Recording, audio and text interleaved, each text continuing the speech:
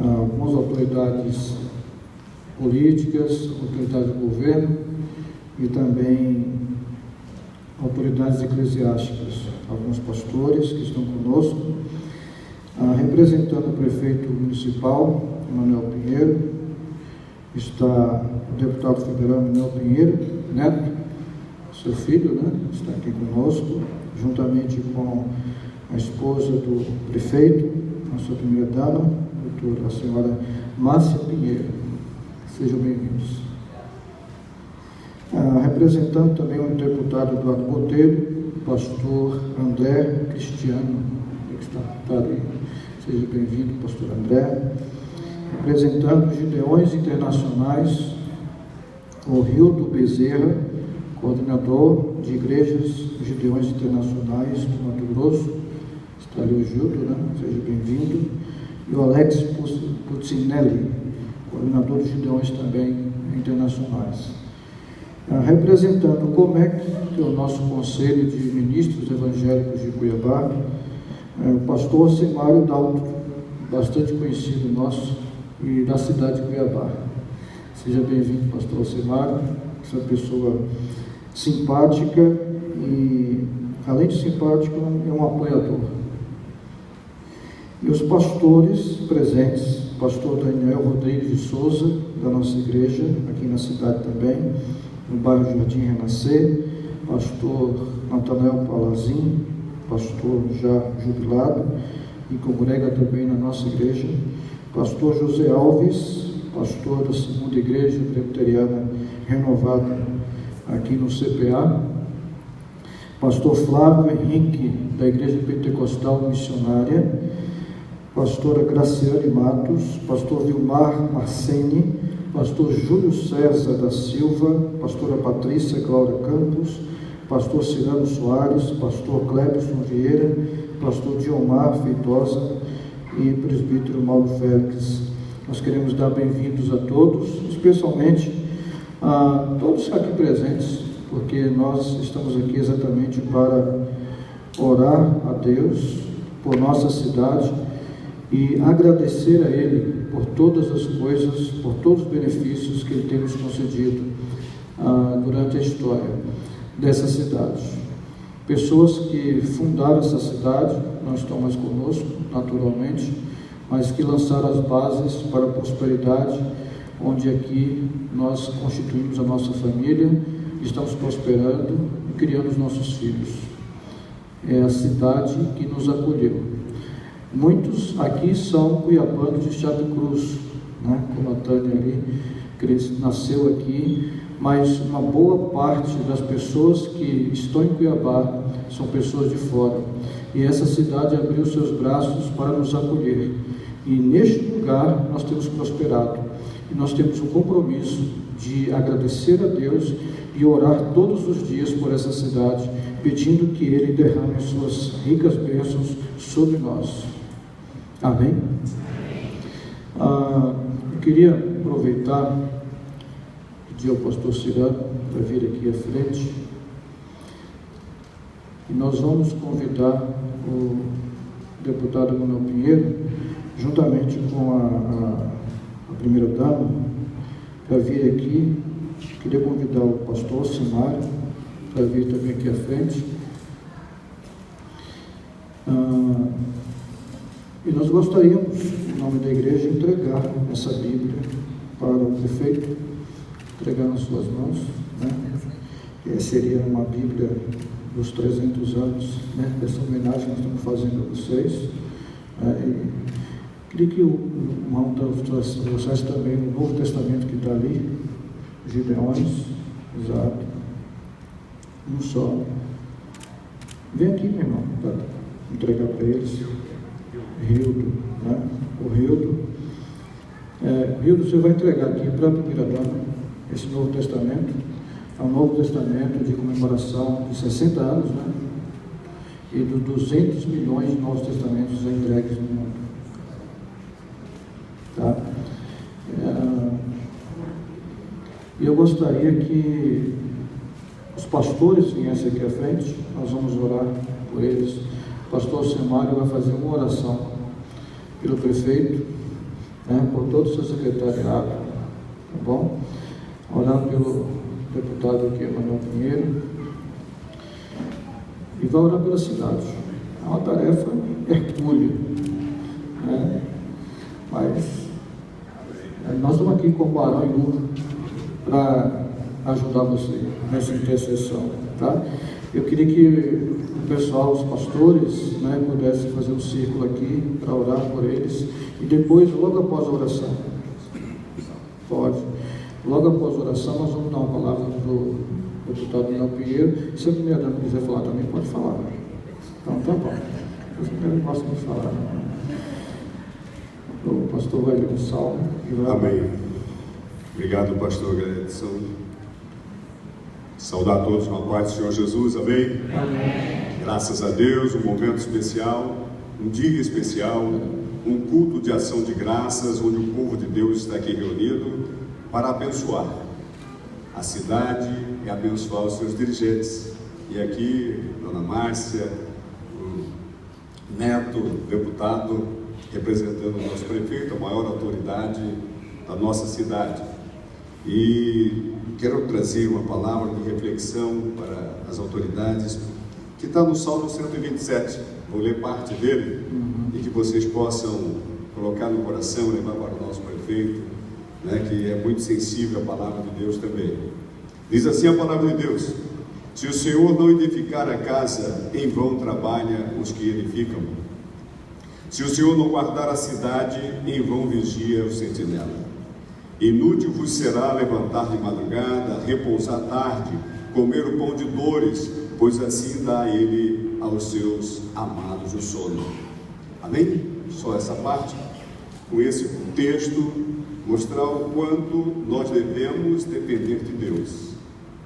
A correria, né, as autoridades têm que prover aquilo que é interessante para a sociedade, para a qual foram escolhidos para governar, mas o Senhor está dizendo que nós temos que esperar nele, confiar nele, e ele vai fazer com que as coisas aconteçam.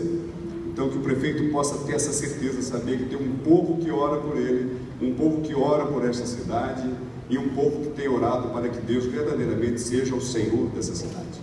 Nós não temos dúvida disso, pastor, e aqui o que a igreja está fazendo hoje é só trazer memória a esse momento, e que a palavra de Deus nos diz, que se o Senhor não estiver presente, não vai adiantar. Mas nós temos certeza que o Senhor Jesus está nesse negócio, está nessa cidade, está sobre o prefeito, conduzindo e direcionando a vida dele, assim como a casa dele também. Então nós queremos deixar essa palavra e aí já vamos orar, né, agradecendo a Deus por esse momento. Amém? Pedir a igreja colocar em pé. Amém. Vou levantar as nossas mãos aqui, representando o prefeito, a primeira-dama e o deputado, filho do prefeito. Senhor Jesus amado, Pai de misericórdia, diante de Ti nos colocamos nesse dia especial, nesse culto de ação de graças, onde aqui, ó Pai, levantamos um clamor de adoração a Ti, por tudo que o Senhor já tem feito ao longo desses 300 anos, na manutenção dessa cidade, levantando homens com propósito, ó Pai, para fazer o melhor. Que assim seja sobre o nosso prefeito, sobre a sua família, que o Senhor dê ânimo, vigor, saúde, revigore, ó Pai, a cada dia, e acampe os seus anjos ao redor da nossa cidade, e que o nosso povo possa se alegrar, porque o Senhor tem que levantar, ó Pai amado, homens justos, para que o povo se alegre, e que assim, ó Pai, nós já te agradecemos, que sabemos que o Senhor tem abençoado, tem orientado o prefeito, que assim seja, Pai, todos os dias do que ele estiver no comando da nossa cidade. Abençoe o nosso povo, abençoe esta cidade, ó Pai, que tem recebido a muitos e que tem sido um porto seguro, como um marco referencial, ó Pai, do centro geodésico da América do Sul. Que daqui agora, ó Pai, neste momento, o Senhor possa estar irradiando bênção para todo o nosso país, para todo o nosso planeta, e abençoando o povo, trazendo paz, alegria, prosperidade. Por isso, ó Pai, nós estamos aqui reunidos num só clamor, numa só voz, entendendo que só há um Deus e que só a Ti, ó Pai, nós reverenciamos. Por isso, receba esta oração, receba, ó Pai, tudo aquilo que será feito nesta noite, os louvores, a adoração e a palavra que será ministrada, que venha, ó Pai, servir de bálsamo para os nossos corações, com a certeza que o Senhor está à frente de tudo. Por isso, nós descansamos em Ti e pedimos ainda, ó Pai, seja conosco. que a tua presença seja permanente sobre a nossa cidade, e assim nós declaramos que Cuiabá é do Senhor Jesus, e pedimos ainda ao Pai fortalecimento, saúde e capacidade, livrando o nosso prefeito e todas as autoridades da nossa cidade, do nosso estado, do nosso país, com a tua mão poderosa. Assim oramos, determinando em o nome do Senhor Jesus. Amém, amém e amém. Muito obrigado, pastor Gleidson. Pode se assentar, por favor. E palavra, deputado. Aqui.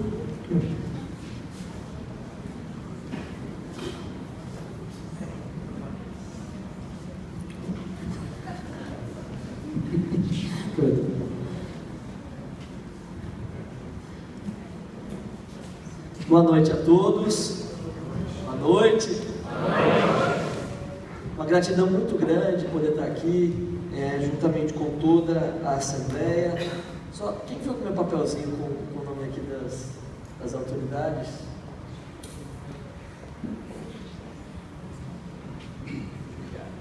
Cumprimentando o pastor Gleidson Costa pela oportunidade de estarmos aqui, eu como deputado, minha mãe como primeira-dama de Cuiabá, representando o prefeito municipal Emanuel Pinheiro, que vem dando todos os dias o seu melhor, caminhando com fé e com espírito de muito trabalho para melhorar a vida da nossa gente. Em nome de toda a igreja presbiteriana, a alegria é muito grande de poder estar com vocês celebrando os 300 anos de Cuiabá. Cuiabá naturalmente cresceu num misto religioso. Os indígenas que se encontravam aqui tinham o sentido de transcendência presente na sua vida, na sua cultura, nas suas formas de expressar a religiosidade, e com a chegada dos bandeirantes, que provavelmente eram cristãos, católicos, outros evangélicos, houve uma miscigenação. E o que se prevaleceu foi naturalmente, acima do trabalho, acima da busca pela riqueza, prevaleceu o sentido religioso. E nos meus tempos de estudo de seminário, me lembro, pastor Gleidson, que teve uma passagem que me marcou muito, de um dos grandes filósofos da antiguidade cristã, Tomás de Aquino, que me marcou muito quando ele faz uma análise do Natal. Ele nos explicava que a antiguidade, o mundo antigo, grego, o mundo romano, pagão, enxergava na criação a divindade. Muitas vezes existia um culto politeísta, o sol como a religião, como o sol como Deus da humanidade, a terra como a deusa da humanidade, e os diversos segmentos da criação guiavam o sentido do homem e o sentido da vida do homem. E a partir do Natal, quando cumprindo as profecias, a estrela de Belém guia até o menino Jesus, há uma inversão da lógica criada. Nesse momento não era mais a criação que se finalizava em si mesmo, a criação apontava para o Criador. Se invertia a lógica, não era mais o culto ao sol, o culto à terra, mas era a criação indicando para Jesus, o Criador. E naturalmente em Cuiabá foi assim que se deu.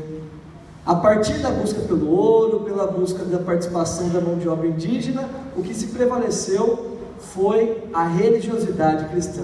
Tanto é que o primeiro nome de Cuiabá foi Vila Real do Senhor Bom Jesus de Cuiabá, colocando toda a nossa terra, toda a nossa família, toda a nossa cultura guiada, assim como a estrela de Belém, para Deus, para o Senhor Jesus.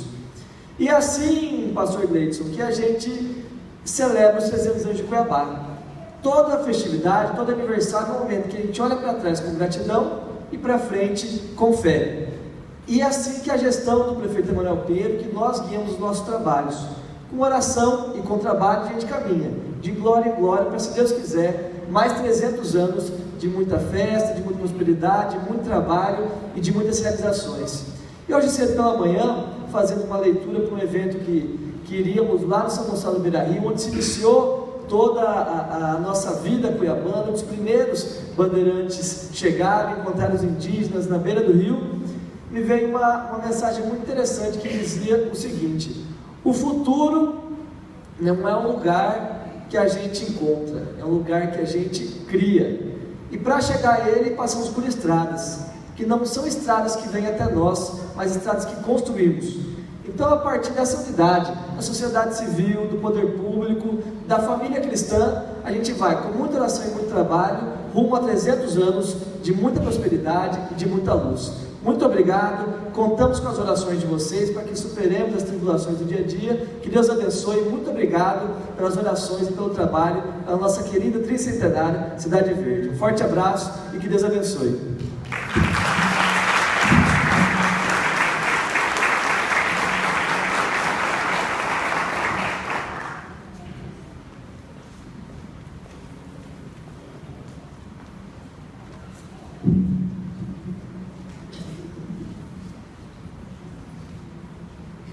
Saúdo a todos com boa noite. Boa noite. Que a graça e a paz do Senhor Jesus, né, reine em nossos corações.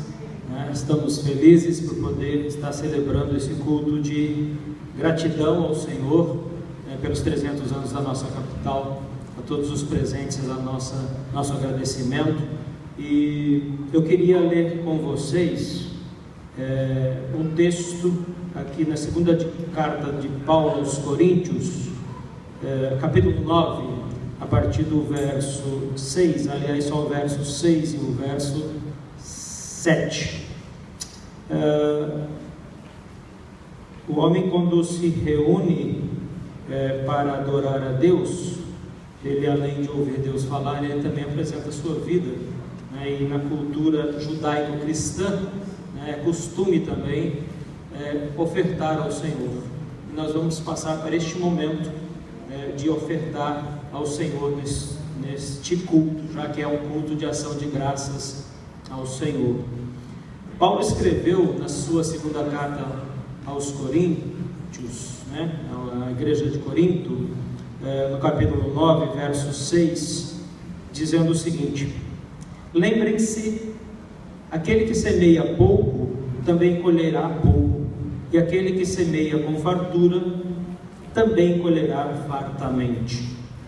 Cada um dê conforme determinou em seu coração, não com pesar ou por obrigação, pois Deus ama quem dá com alegria. Amém? Paulo, nesse contexto, estava celebrando, né, a Deus pela generosidade da igreja de Corinto. Se nós lêssemos a partir do capítulo 6, era uma igreja que procurava ajudar, e essa foi uma prática cristã, né? Uma igreja que contribuía para o sustento da própria igreja e o desenvolvimento do evangelho no reino. É interessante que falarmos de contribuição durante o culto pode ser um paradoxo, né? Pode ser até contraditório, mas ofertar em um culto é um ato de adoração a Deus. E eu gostaria de relembrar que Jesus, lá no capítulo 6 de Mateus, no verso 24, ele fala que existem dois senhores. Um é o Deus, Criador dos céus e da terra, o seu Pai, e é interessante que Jesus fala que o segundo senhor é o dinheiro. Há dois senhores neste mundo, e Jesus fala: não podemos servir aos dois, ou você serve um, ou você serve o outro. Porque se você servir um, você vai aborrecer o outro. Se você servir o outro, você vai aborrecer um. Então você tem que fazer uma escolha. E eu costumo dizer, quando eu faço um momento de oferta nos cultos, que o ofertar na igreja é um ato em que nós transmitimos pelo menos duas mensagens ou três. Primeiro, nós dizemos e reconhecemos: Deus é o meu Senhor. Segunda, nós o fazemos com alegria em atitude de adoração. E a terceira mensagem que eu te deixo bem claro é: dinheiro, tu não és o meu Senhor.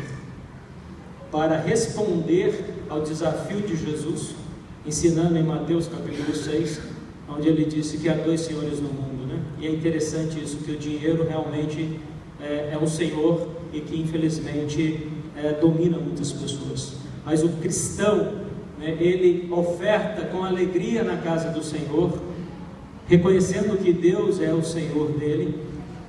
Ele oferta em gratidão e agradecimento, e quando ele faz isso, ele está dizendo para o dinheiro: Senhor, dinheiro, tu és o meu servo e não o meu Senhor.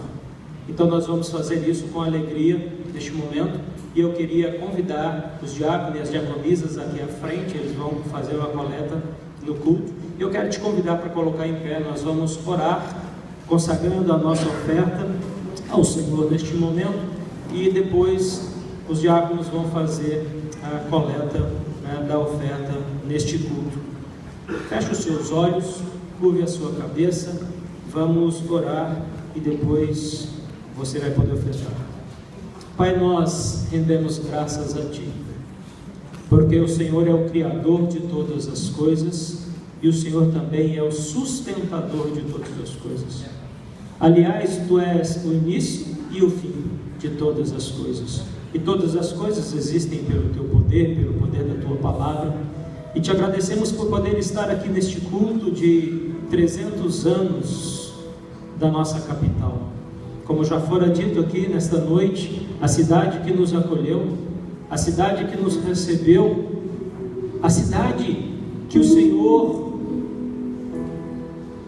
deu o privilégio para muitos de nós de sermos conhecedores do Evangelho da salvação em Jesus Cristo. E aqui nesta cidade, Senhor, nós estamos trabalhando, laborando, nós estamos desenvolvendo, cuidando da nossa família. Fomos criados, educados, hoje estamos criando a nossa família, os nossos filhos, estamos desenvolvendo esta cidade, conforme a Tua ordem para Adão, lá no Jardim do Éden, desenvolva a terra. E nisto, Senhor, temos prosperado, e nós queremos agora, Senhor, numa atitude de adoração ao Senhor, entregar a nossa oferta no Teu altar, com alegria no nosso coração, com o gozo na nossa alma, com o reconhecimento de que Tu és o nosso Deus, e também dizendo para o dinheiro que o Senhor tem colocado em nossas mãos: Tu não és o nosso Deus, Tu és o meu servo, dinheiro, porque o Senhor é o que reina na minha vida. Abençoa-nos, prospere cada família desta cidade, ó Deus, para que tenha recursos com abundância e generosidade no coração para auxiliar aqueles necessitados que às vezes vêm para a nossa cidade, para que nós possamos acolhê-los, suprir as suas necessidades e nisto manifestar o amor de Deus também. Assim nós oramos, consagrando essas ofertas ao Senhor em nome de Jesus. Amém. Sossego, Deus, né? Maravilhoso, a graça maravilhosa de Deus. É um resumo do que o Evangelho é. Por que sofrer? Jesus já sofreu por mim e por você. Então somente precisamos descansar nele e ouvirmos o seu chamado, que disse: vinde a mim, todos que estáis cansados e sobrecarregados, que eu vos aliviarei. Santo Agostinho disse: eu já ouvi muitas coisas boas de Platão, já li muita coisa dele, muita coisa boa de Cícero, orador romano, mas eu nunca ouvi e nunca li nada deles como eu ouvi de Jesus, quando ele disse: vinde a mim, todos vós que estáis cansados e oprimidos. Porque o homem tem que apontar para Deus, mas Jesus aponta para si mesmo, porque Ele é Deus. Eu queria aproveitar esse momento e trazer uma breve reflexão sobre a relação ou a responsabilidade do cristão para com a cidade, a relação do Evangelho para a cidade. Inclusive, deputado, tem uma cópia dessa mensagem aí, dentro da Bíblia, que eu fiz questão de colocar lá dentro para você entregar para o seu pai. Mas não pode olhar agora não. Eu vou comentar aqui, tá? Vai vencer a curiosidade. Tá bom. Não sabia se ele viria ou não, falei, eu vou colocar a cópia da palestra aqui. É uma reflexão breve, mais ou menos uns 15 minutos, mas qual é a visão bíblica sobre as cidades? Eu diria que ela não é nem hostil e nem romântica, porque a cidade tem uma natureza dupla. Ela está com toda a humanidade ali intensificada. Na cidade, a cidade é como se fosse uma lupa que destaca o melhor e o pior de nós. As Escrituras Sagradas retratam as cidades como lugares de perversão e violência, mas também lugar de refúgio e de paz. Se nós olharmos para o livro de Gênesis, os capítulos 4 e 11, descrevem os edificadores das cidades, aqueles que primeiro edificaram as cidades, como os descendentes de Caim. Gênesis também retrata o pecado de Sodoma e de Gomorra. Contudo, o Salmo 107 fala de um grupo de pessoas que andaram sem encontrar cidade onde pudessem habitar, e sedentos desfaleciam. Diz que em sua angústia eles clamaram ao Senhor. O Senhor os ouviu e os conduziu para o caminho certo, para ir a uma cidade em que eles pudessem habitar. E o Salmo 107 termina dizendo que por isso nós devemos render graças ao Senhor. No Salmo 107, o salmista retrata a vida das pessoas sem cidade como algo ruim. A suposição por trás do Salmo é que a cidade é um lugar em que a vida humana desabrocha. É uma estrutura social positiva, que pode ser usada para a glória de Deus, mas que também revela como a cidade pode ser um instrumento que intensifica a rebeldia humana contra Deus. Da época do rei Davi aos dias dos profetas, o mundo de Deus, o futuro mundo de Deus, como a sociedade, é retratado em cidades, como uma cidade, a vida urbana. O teólogo Alex Montier escreve: a literatura de Isaías poderia ser descrita de modo preciso como o livro da cidade. No livro do profeta Isaías, Jerusalém é chamada de Sião, monte, montanha e cidade. E são termos que se misturam, são intercambiáveis, mostrando a centralidade da cidade nos planos e nos propósitos de Deus. O grande conflito espiritual da história não será entre o campo e a cidade, mas a Bíblia nos mostra que esse grande conflito vai acontecer, é uma luta entre a Babilônia, representando a cidade do homem, e Jerusalém, representando a cidade de Deus. A cidade terrena é uma metáfora da vida humana construída sem Deus, para a autossalvação, para o autosserviço e para a autoglorificação. Não nos esqueçamos de Gênesis capítulo 11, da motivação de Babel a ser edificada, a ser construída. Vamos fazer uma grande cidade para celebrar, tornar o nosso nome célebre entre todas as nações da terra. Mas a cidade de Deus é diferente. É uma sociedade baseada em sua glória e no serviço sacrificial a Deus e ao próximo. Essa cidade apresenta um cenário de paz e justiça, como disse Santo Agostinho no seu livro A Cidade de Deus, que afirmou: a cidade humilde é a sociedade de homens santos e anjos bons, mas a sociedade orgulhosa, ou a cidade orgulhosa, é a sociedade de homens iníquos e anjos perversos. Santo Agostinho diz: a primeira cidade começou com o amor de Deus, a segunda começou com o amor próprio, fazendo essa diferença entre a cidade dos homens e a cidade de Deus.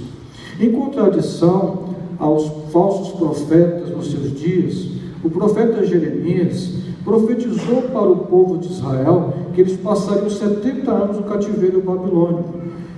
Contrário a Jeremias, o profeta Hananias dizia para o povo não constituir família na cidade de Babilônia, porque não duraria 2 anos eles ali no cativeiro. E Deus levanta o profeta Jeremias, especialmente no capítulo 29, e diz para o povo o seguinte: olha, vocês precisam trabalhar na cidade, Eles estão cativos na Babilônia, estão fora do seu reduto, do ambiente de Israel, mais de 1000 quilômetros distante de Israel, e Deus diz para eles: vocês precisam multiplicar nessa cidade, crescer nessa cidade, vocês precisam plantar pomares, construir casas, e procurem o bem da cidade, trabalhem nela e prosperem na cidade, orem pela cidade, porque eu tenho planos de paz e de prosperidade para a cidade. Interessante, é a cidade da Babilônia. Eles estão na terra dos seus exatores, dos seus adversários, dos seus inimigos, mas Deus lhes dá a ordem: vocês vão ficar aqui muito tempo, precisam fazer alguma coisa, vocês não vão ficar ociosos, então queiram o bem da cidade. E o verso 7 do capítulo 29 de Jeremias, Deus diz assim para o seu povo, diz para os cristãos que estão nos ouvindo aqui nesta noite: empenhai-vos pela prosperidade da cidade, orai ao Senhor em favor dela. Temos orado todos os dias pela prosperidade da nossa cidade? Deveríamos fazê-lo. Em Jeremias, Deus chama os judeus não só a viver na cidade, mas a amá-la e a trabalhar pelo seu shalom, ou seja, pelo seu abundante desenvolvimento econômico, social e espiritual. Como cristãos, devemos nos preocupar com a cidade e amá-la, pois nela há mais da imagem de Deus do que em qualquer lugar, em qualquer centímetro quadrado, do que em qualquer outro lugar. Por que eu preciso amar a nossa cidade? Porque existem pessoas que refletem a imagem do Criador. Não há nenhum outro lugar onde nós podemos encontrar uma grande concentração de pessoas a não ser na cidade. Pessoas que refletem a imagem de Deus. Jesus diz aos seus discípulos, em Mateus capítulo 5, que eles são uma cidade situada sobre um monte.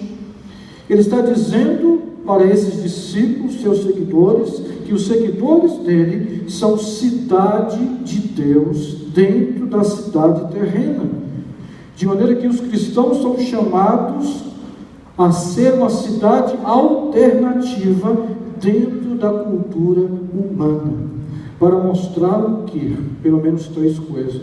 Para mostrar que poder, dinheiro e sexo podem ser usados de maneiras não destrutivas. Para mostrar que classes e raças que não se entendem sem Cristo podem ser amigas nele, e para mostrar que é possível cultivar tudo isso com as ferramentas da arte, da educação, do governo e das empresas, com o propósito de levar esperança às pessoas em vez de desespero e ceticismo. Os cristãos vivem não apenas para aumentar a prosperidade da sua tribo, do seu grupo, por meio de jogos de poder e de coerção, mas para servir e beneficiar todos os habitantes da cidade. E não importa a crença desses habitantes da cidade. José é um exemplo clássico disso. Por quê? Porque quando ele se torna príncipe de toda a terra do Egito, em Gênesis capítulo 41, a Bíblia diz que ele busca a riqueza e o bem do Egito. E não apenas dele, e não apenas do povo dele, exatamente como ele havia feito na casa de Potifar e também na prisão. Ele sempre teve a postura de buscar o bem da cidade e o bem das pessoas aonde Deus o havia colocado. Então, mediante sua busca pelo bem da cidade, o povo de Deus foi salvo da fome. E esta é uma história especialmente impressionante. Por quê? Porque Deus coloca José em posição de salvar da fome a cidade inteira, e não somente o povo de Deus, ou os cristãos, mas toda a cidade foi salva, através de um homem que temia Deus, um homem que servia Deus. E José tinha uma visão ampla do propósito de Deus sobre a cidade, sobre a nação. Ele acreditava de que Deus tinha planos para aquele povo.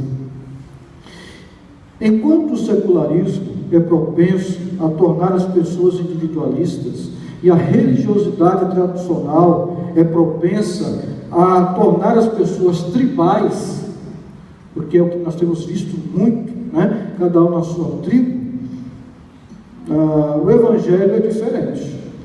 Ele visa destruir o egoísmo natural do coração humano e levar os cristãos ao serviço sacrificial que beneficia uma cidade inteira. Os cristãos devem querer viver na cidade, sem usar a cidade para edificar grandes igrejas, mas usando os recursos da igreja para que a cidade prospere. E essa é a mensagem que eu queria trazer para o prefeito nesta noite, se ele estivesse aqui. O nosso propósito como igreja, e acredito que a maior parte das igrejas dessa cidade, o propósito deles é usar os recursos dos cristãos para abençoar e prosperar esta cidade. Nós queremos o bem dessa cidade. Nós não queremos tirar as coisas da cidade. Pelo contrário, nós queremos, como Abraão, ter para dar. O Evangelho nos ensina sobre um Deus que veio habitar entre nós, tornou-se um de nós e nos amou até a morte, embora fôssemos completamente diferentes dele. E esse é o Evangelho de Jesus. E é assim que nós precisamos conviver nesta cidade, tendo o exemplo do Evangelho, de que Deus nos amou mesmo sendo diferentes. E na cidade nós somos diferentes. E é bom que sejamos diferentes, porque essas diferenças também nos ensinam e testam o nosso amor às pessoas. De não queremos apenas gostar daqueles que gostam de nós, ou daqueles que são iguais a nós, mas o grande desafio do amor cristão é amar as pessoas indistintamente. A cidade nos torna humildes, revelando-nos quão pouco temos sido moldados pela história e pelo Evangelho, e pelo exemplo do Evangelho. E só o Evangelho pode nos ajudar a ter a humildade para aprender com a cidade, a confiança para contribuir com a cidade e a coragem para realizar o nosso ministério, um ministério que possa honrar a Deus e abençoar os outros. Na verdade, os cristãos são cidadãos da cidade celestial de Deus, mas espera-se, ou deveria ser, que esses cidadãos deveriam ser sempre os melhores cidadãos possíveis de sua cidade terrena. Muitos cristãos supõem que o objetivo final da redenção de Cristo seja nos fazer retornar ao mundo rural do Jardim do Éden. Mas essa não é a mensagem do Apocalipse. É diferente. Com base nessa suposição de que nós vamos voltar ao rural Jardim do Éden, a tarefa dos cristãos seria exclusivamente evangelizar e fazer discípulos. Mas o Apocalipse mostra que não é esse o caso. O plano de Deus para a realização humana é que a civilização humana, levante civilizações, ou seja, cidades que glorifiquem a Ele e que administrem as maravilhas e as riquezas infinitas que o próprio Deus colocou nesse mundo. Por fim, a cidade é uma estrutura social intrinsecamente positiva. Eu queria repetir isso porque eu já falei isso lá no início. A cidade é uma estrutura social intrinsecamente positiva. Muitas pessoas, inclusive cristãos, têm uma visão social negativa da cidade. Mas a Bíblia não nos ensina isso. Pelo contrário, a cidade, a visão de Deus é de que a cidade é fruto do seu propósito e do seu amor. A cidade, com o seu passado diversificado e um futuro lindo, Sabe por quê? Porque Deus é que define o futuro dessa cidade. Lá em Jeremias capítulo 29, verso 11, essa mesma confusão que está tendo ali, gente profetizando que o povo vai sair daqui a 2 anos, e não se preocupe com essa cidade não, porque Deus vai mandar fogo do céu e vai destruir aqui a Babilônia. Deus está dizendo o seguinte: olha, eu sei os planos que eu tenho para vocês, e são planos de paz e de prosperidade para vocês, aonde vocês estão. Por quê? Porque o Provérbios diz que a bênção do Senhor é que enriquece e não traz prejuízo para as nossas vidas. Então não importa onde você está, se você está debaixo da bênção de Deus, você vai prosperar. Posso ouvir um amém? Amém. À medida que a história redentora progride, vemos que o povo de Deus começou aonde? Começou como? Como andarilhos e nômades, fora das cidades. Abraão era um peregrino, Isaac foi um peregrino, Israel ou Jacó foi um peregrino. E também como rebeldes na cidade de Babel, de Gênesis capítulo 11.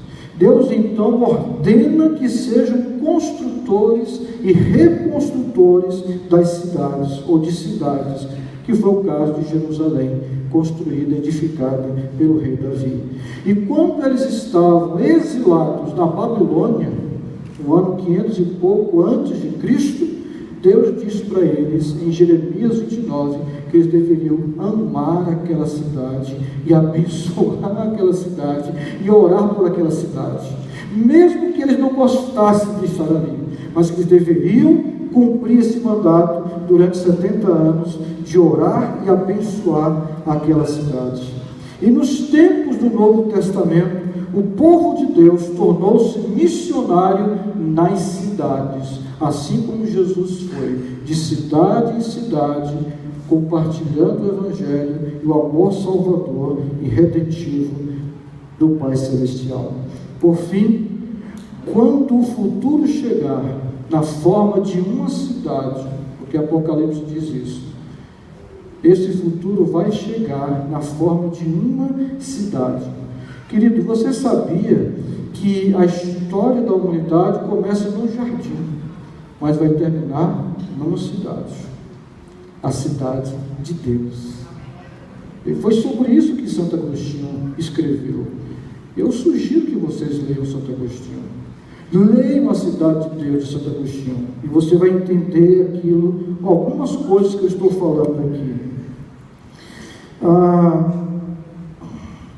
E quando isso acontecer, o povo de Deus conseguirá sentir-se completamente em casa, nessa cidade que vem da parte de Deus. A natureza caída da cidade, por isso que eu disse no início lá, que a visão bíblica da cidade não é nem hostil, nem romântica. Não podemos ser românticos, achar que está tudo a mil maravilhas. Não está, né, Tânia? A gente conversou um pouquinho antes sobre isso, né? Sobre os perigos da cidade. Mas nós precisamos também confiar no Deus da cidade, como nós lemos aqui no texto congregacional, no Salmo 46, que o pastor Clebson leu com a gente, quando diz que Deus está no meio da cidade, e ela não será abalada. Então essa deformação do seu potencial, do potencial da cidade, causada pela força do pecado, será totalmente derrotada e resolvida. O mandato cultural dos cristãos para produzir riqueza, cultura, sociedade, civilizações, cidade, economia, política, porque no reino futuro de Deus vai ter tudo isso. Eu creio. Porque tudo que Deus fez é perfeito. Deus já ganhou. Então não vai destruir tudo isso aqui. Não. Vai ser bem melhor do que nós temos agora. O reino futuro de Deus. No final, todas as habilidades da vida urbana serão livres para servir a Deus. Todo o povo de Deus o servirá. Apocalipse 21 diz que todo o povo de Deus, todo aquele que crer nele, o servirá numa cidade santa. E a cidade é santa porque Deus é santo e porque Deus está nesta cidade.